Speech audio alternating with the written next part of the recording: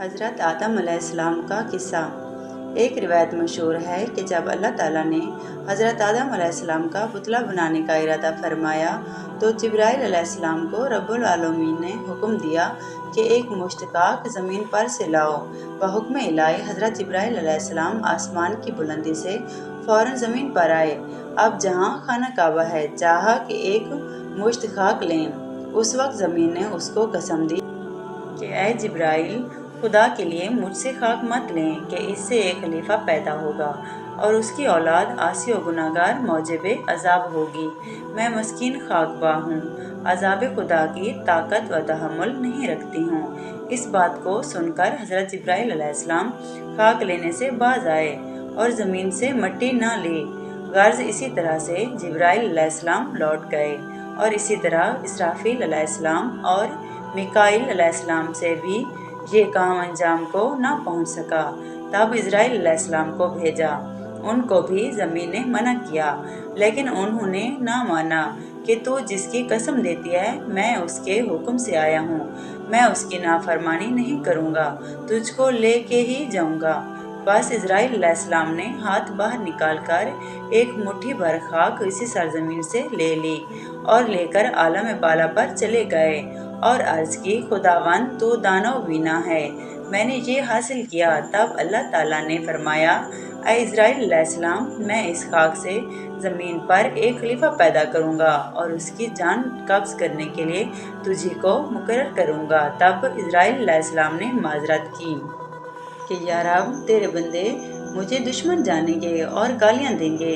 اللہ تعالیٰ نے فرمایا اے اسرائیل، تو غم مت کر، میں خالق مخلوقات ہوں، ہر ایک کا سبب گردانوں گا اور ہر شخص اپنے اپنے مرض میں گرفتار رہے گا۔ تب دشمن تجھ کو نہ جانے گا، کسی کو درد میں مبتلا کروں گا اور کسی کو تپ میں اور کسی کو پانی میں غرق کر دوں گا۔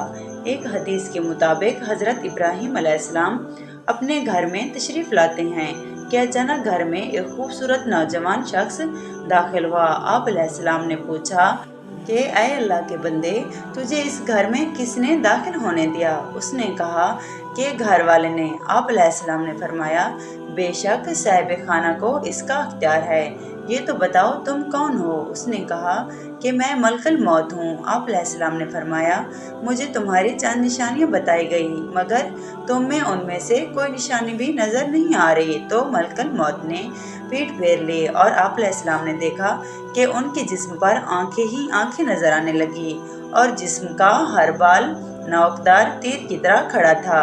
حضرت ابراہیم علیہ السلام نے فوراً تعوذ پڑھا اور کہا کہ آپ اپنی پہلی شکل پر تشریف لائیں، جو اس کی ملاقات کو بہتر جانتا ہے۔ ایک دوسری روایت میں ہے کہ جب اس نے پیٹھ پھیری تو اس کی وہ شکل نظر آئی جس سے وہ برے لوگوں کی روح قبض کرتا ہے۔